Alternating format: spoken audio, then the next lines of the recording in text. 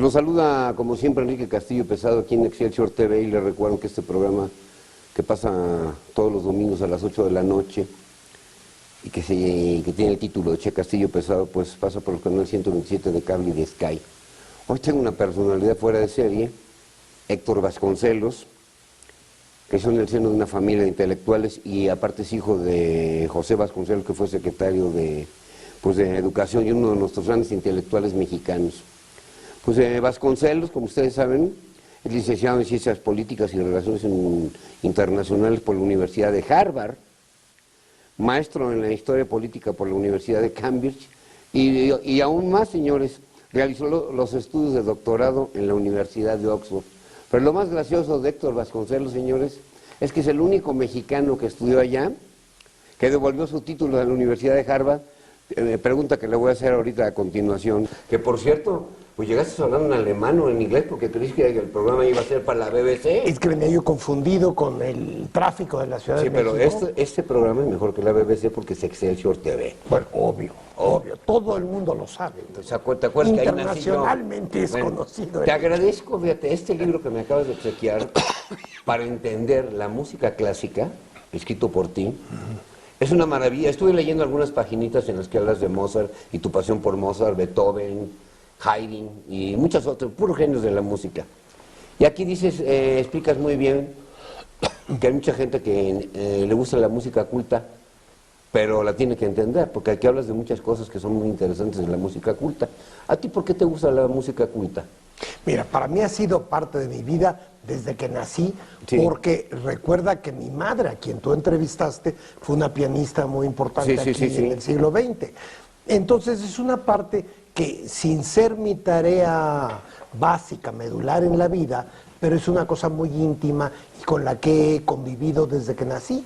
Entonces aquí, en esta colección, para entender, se trata de libros introductorios que abordan una disciplina, un tema particular, pero desde la perspectiva de que sean una introducción para quien no necesariamente tiene un entrenamiento musical. Cualquier persona que simplemente tenga un gusto o quiera asomarse al mundo de la música clásica puede abordar un librito como este, que es una introducción. Bueno, entonces, retomando esto de la música clásica, yo me acuerdo cuando eras candidato a delegado de la Miguel Hidalgo y tú cerraste tu campaña con una campaña hablando de Mozart, con un concierto de Mozart con el maestro Carlos Esteva en el Parque Lincoln. ¿Por qué? Pues fue una cosa que me sugirieron miembros de Morena. Sabes que fui candidato de Morena a la delegación y pues pensaron, a ver cuántos políticos mexicanos hay que puedan cerrar su campaña política con un concierto de música clásica. Yo les dije, bueno, si quieren lo hacemos, ¿no? Eso fue aparte, tuvo un gran eco. Yo me acuerdo que el diario El País de España pues le dedicó 2 páginas a eso, como un candidato así cierra su campaña con un concierto de música clásica y sobre todo de Mozart. ¿Por qué Mozart? Sí. Bueno, es un compositor que yo he estudiado toda mi vida. Quizás si tú me preguntaras quiénes son mis compositores predilectos, yo te diría Mozart y Schubert. Entonces son los compositores con los que estoy más familiarizado quizá. Y en medio de una campaña política, tener el tiempo, adjudicar un poquito de tiempo para preparar un concierto, así fuera muy breve, porque fue nada más una obra y breve. Pero requiere un tiempo que le robas a otras actividades prioritarias. Pero nunca en tu vida tú estudiaste en el conservatorio o algún instrumento. El piano, claro. Ay, lo tocas muy bien. Bueno, pues es lo que toqué en el cierre de campaña. Ya, si lo toco bien o mal, tú dirás. Bueno, una pregunta que le interesa a todo el público. ¿Cómo ves el escenario político de México actualmente y hacia dónde va Morena? Yo veo el escenario muy, muy mal. Yo creo que la decadencia en la que está México en todos los aspectos. Si tú piensas que el número de pobres, según el último estudio de Coneval, ha aumentado en los 54 últimos millones, 2 años. Alrededor de la mitad de la población de este país vive en la pobreza. Y de esa mitad hay alrededor de 12, 15 millones de mexicanos en pobreza extrema. ¿Qué auguras? Es decir, personas que no pueden ni comer 3 veces al día. Estamos hablando de pobreza extrema. Entonces, en ese escenario donde el país ha crecido en los últimos 30 años solamente un 2% en promedio anualmente. Yo creo que es necesario un cambio radical y yo me afilié, me adherí a la causa de Morena por varias razones. ¿Tú te acercaste a ellos o ellos se acercaron a ti? No, yo me acerqué a ellos, yo los busqué. Por varias razones. En primer lugar, porque yo creo que es la opción distinta que hay en México. Yo creo que el PRI, el PAN y el PRD ya son partidos muy probados, han estado en el poder, han fracasado desde mi punto de vista rotundamente y han fracasado en gran medida por la corrupción. La corrupción generalizada que hay en este país y muy particularmente dentro de la clase política es la primera cosa que nosotros en Morena estamos combatiendo y que pensamos combatir. Al acercarte tú a Andrés Manuel López Obrador, ¿qué vistes en él, en su personalidad, en su discurso, en su lectura? ¿Qué vistes en él? Sobre todo yo te diría su integridad personal. Es un hombre absolutamente íntegro.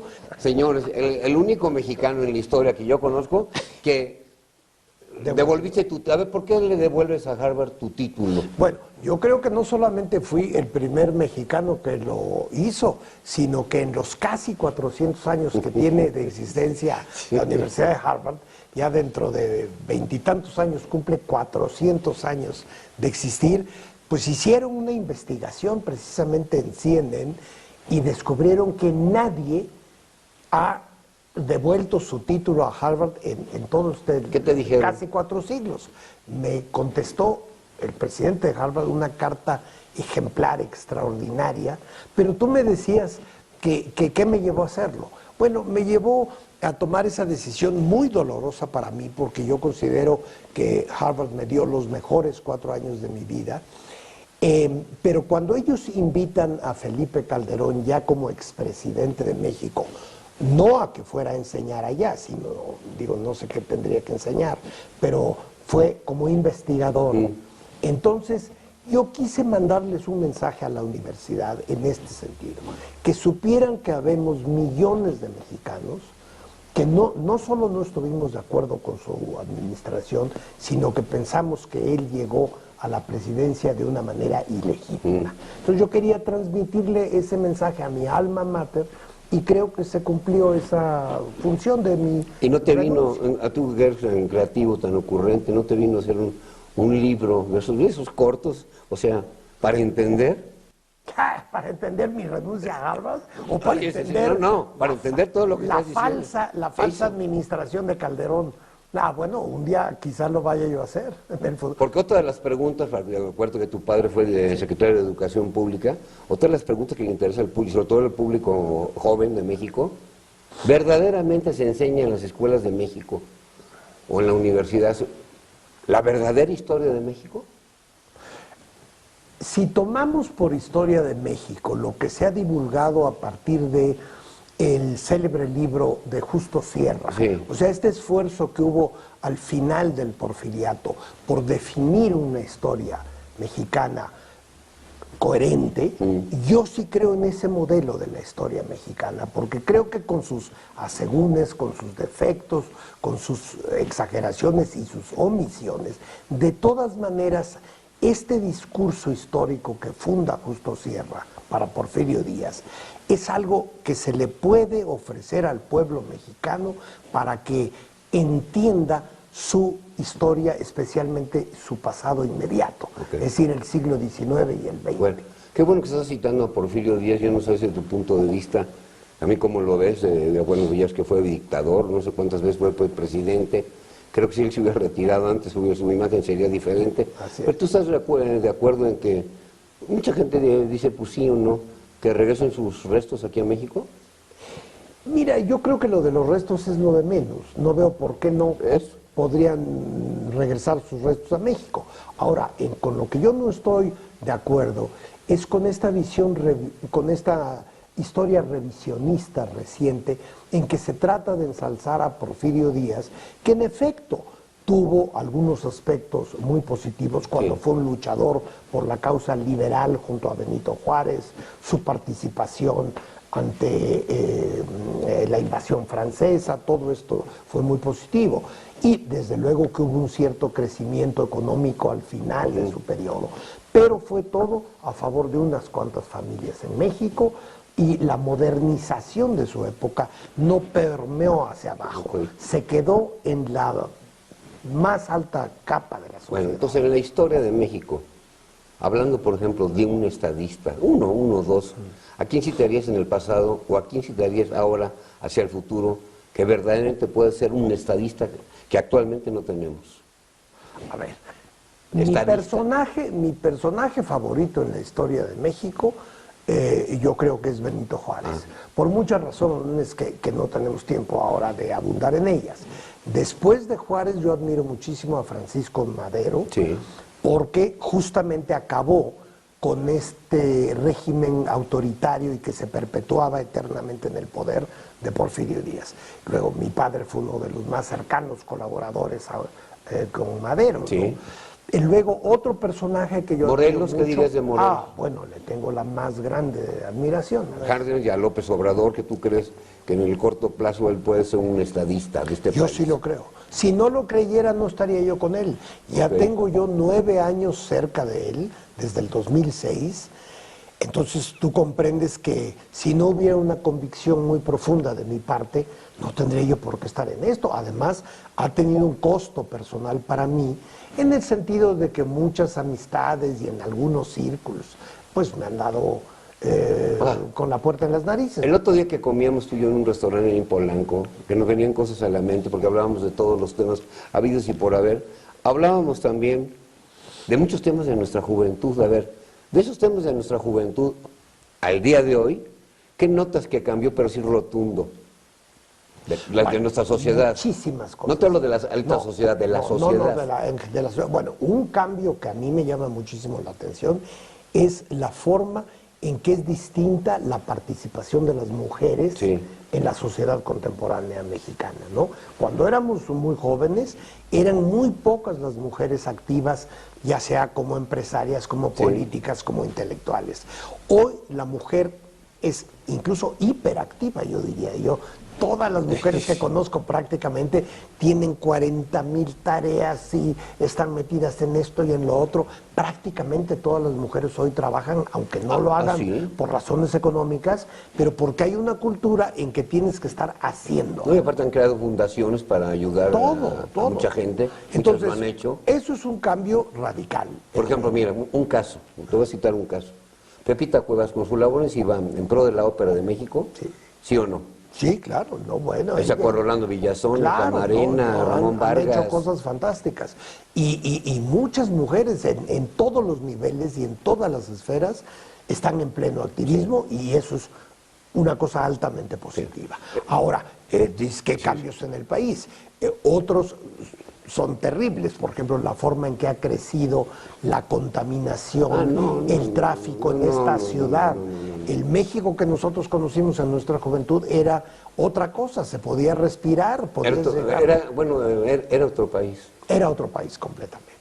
El sistema político cambió también, hoy con todo y los fraudes electorales y demás, pero de todas maneras hay una diversidad política que no existía en los años 50 o 60, en que había un solo partido dominante y prácticamente si tú querías tener una actividad política o lo hacías a través de ese partido, el PRI, o no tenías actividad política. Hablando del punto de vista internacional en el que tú estás ahí, Moreno, y que aparte me quito el sombrero, cuando hablas con López Obrador en corto, que le dices que han de tener también puntos de vista en los que no están de acuerdo. No sé si en algún momento. A veces, claro. Por ejemplo, dime uno. No, pero como él dice siempre, lo importante es que estamos de acuerdo en lo fundamental. ¿Y a qué le llamamos lo fundamental? Bueno, a la lucha porque México sea un país menos desigual. No, incluyente.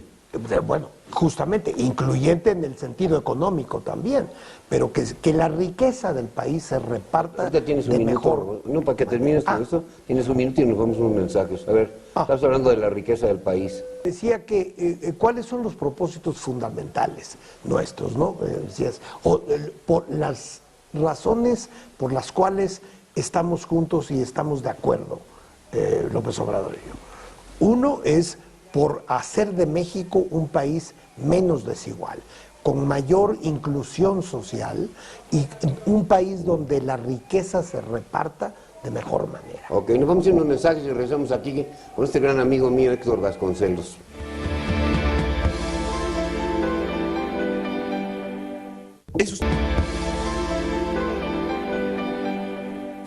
Bueno, pues continuamos con Héctor Vasconcelos. Yo él me estaba hablando que cuando está luego hablando, pues un tete a tete en corto con Andrés Manuel López Obrador, pues estás hablando de un tema que es álgido para mí, que es la desigualdad. Sí, me decías que cuáles son los puntos de nuestros grandes acuerdos. Sí. Uno es la lucha contra la desigualdad económica. Otra cosa fundamental es la batalla contra la corrupción. Porque sí, yo coincido plenamente con López Obrador en que prácticamente todos los problemas de México, si tú los examinas, vas a dar con el factor corrupción. Pero ahí sí yo entraría y te diría algo, y lo diría con mucho respeto. Cuando él estaba en el PRD, él tuvo problemas de corrupción muy graves en el PRD, López Obrador. Ah, bueno, él no. No, él no, pero te hablo en el PRD. Claro, y más, claro. Y el otro, ¿cómo se llama? El señor de las hubo ligas. varios casos terribles. Sí. Y si tú te das cuenta, la mayor parte de ellos, si no es que todos, acabaron en la cárcel. ¿Sí? ¿Verdad? Desde luego fueron destituidos, y yo te puedo asegurar de alguno de los nombres que has mencionado, en todos estos años que yo he llevado de cercanía con López Obrador, jamás me los he encontrado, jamás los he visto, son gente completamente fuera de nuestro círculo. Fíjate, esa es una pregunta para mí muy humana. Cuando estás con él, o comes con él, o estás con él con su familia, ¿qué te divierte de López Obrador? Bueno, él tiene ya ves que nada más me lo preguntas y me da risa porque... Bueno, porque te estoy diciendo algo agradable, ¿no? Sentido de humor, le gusta reírse. Sí. Y la gente luego tiene una imagen de él como que siempre está enojado, siempre está muy adusto, para nada.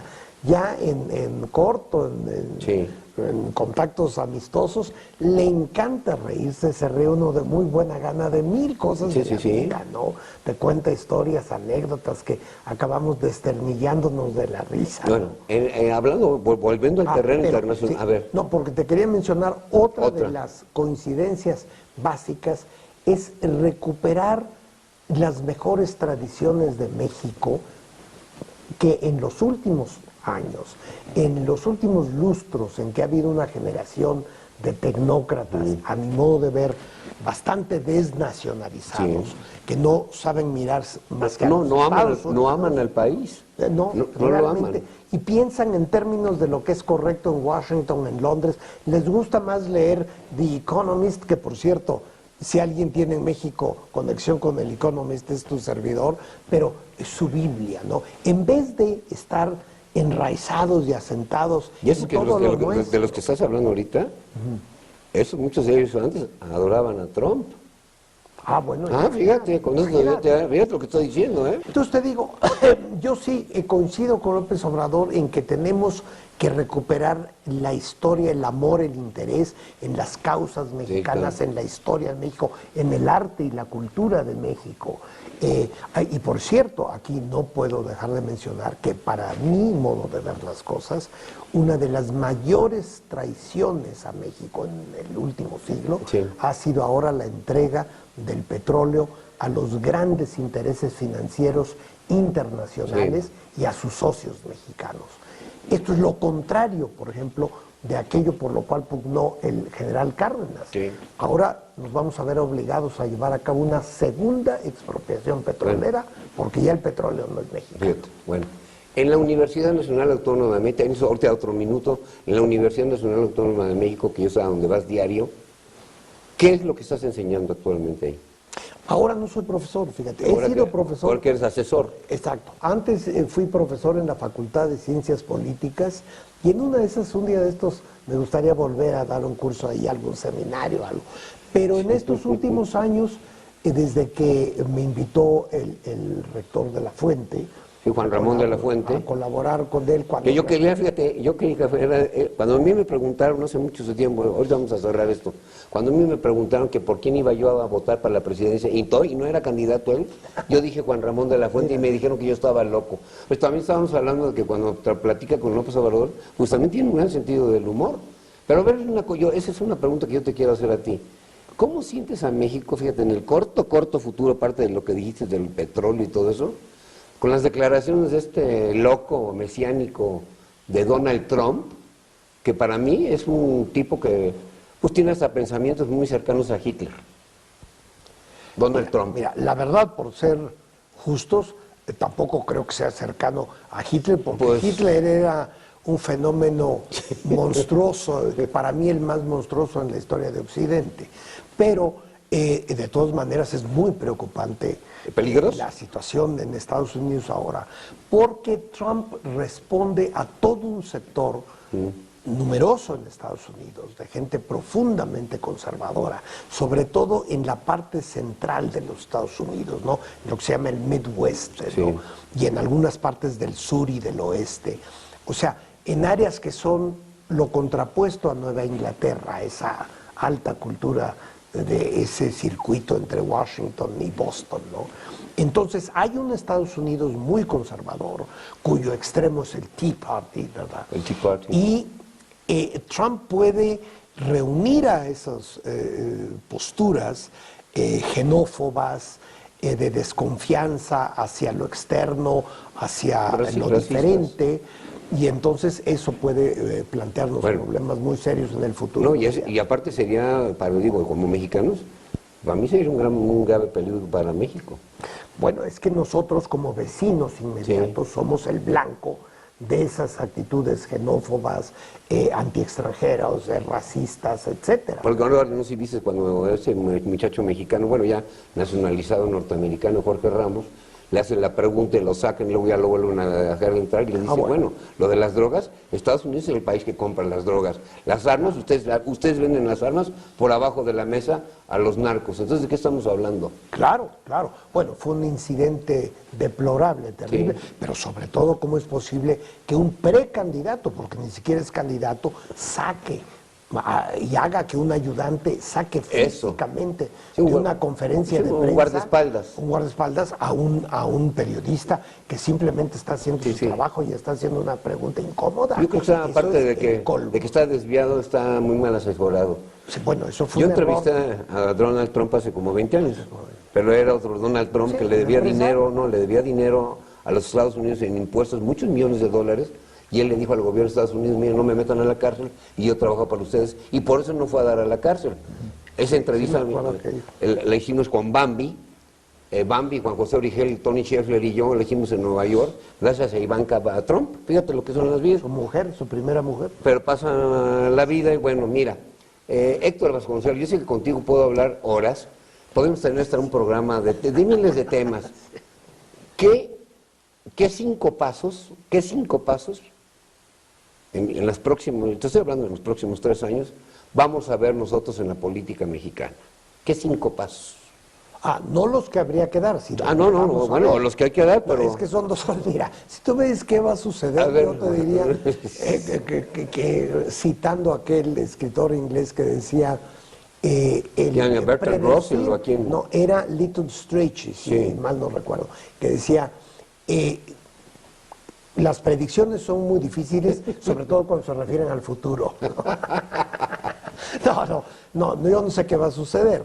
Lo que te puedo decir es que la corriente de una tendencia política distinta, como es Morena, va muy bien. Ya somos ahora la primera fuerza política en el Distrito Federal y a nivel nacional vamos muy bien. Bueno, tú has visto las últimas encuestas en que López Obrador está alrededor de 15 puntos por arriba de cualquier otro competidor entre los candidatos o de los que mencionan. Exacto, como intención de voto. Pero ahora, si tú me dices qué es lo que me gustaría ver, bueno, me gustaría ver una disminución, al menos disminución radical de la corrupción, un mejor reparto de la riqueza en los próximos presupuestos en los entre nuestros hermanos mexicanos, años, un crecimiento económico de más de alrededor de 2% que hemos tenido durante 30 años de tecnócratas. Sí. Ya van 3, me faltan 2. Bueno, ya van 3. Una mejor inserción de México en el escenario internacional. Que es lo que tú estás abocado ahí en Morena. Sí, que se involucren en lo que está sucediendo en México, que se involucre la gente y sobre todo los jóvenes con su país, que traten de averiguar realmente qué ocurre en México y de buscar soluciones. Finalmente es el país de los jóvenes mexicanos y tienen que ir más allá de sus vidas individuales y pensar en México. Bueno, te voy a decir una cosa, ya para unos segunditos más. ¿Cuánto tiempo tenemos? Un minuto. ¿Tienes algún libro? ¿Cuántos libros has publicado tú? Realmente como libros 3.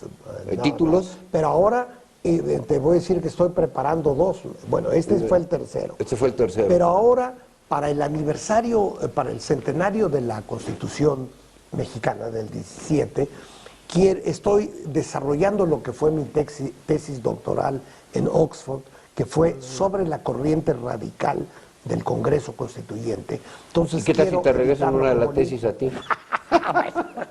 ¿Qué le vamos a hacer? Te está vacilando, eso lo digo con mucho cariño y con mucho respeto. Mira, antes que nada te agradezco mucho tu tiempo, Héctor Vasconcelos, porque hay un cariño de 50 años de amistad. Quise mucho a tus padres, a tu mamá, pues la entrevisté varias veces. Sí. Y hemos sido amigos y aparte nos hemos respetado. Gracias por venir aquí a Excelsior TV. ¿Y cuál sería la frase con la que tú denominarías ahora a México a nivel internacional? La realidad, no lo que queremos ver. Sí. La realidad de México está muy mal visto internacionalmente por 2 factores por lo menos, por la violencia generalizada y por la corrupción de la que este gobierno ha dado muestras escandalosas. Ok, Héctor Vasconcelos, gracias. Y recuerde seguir a su amigo todos los domingos en Excelsior TV, 8 de la noche, canales 127 de cable y de Sky. Aquí sumamos, no restamos.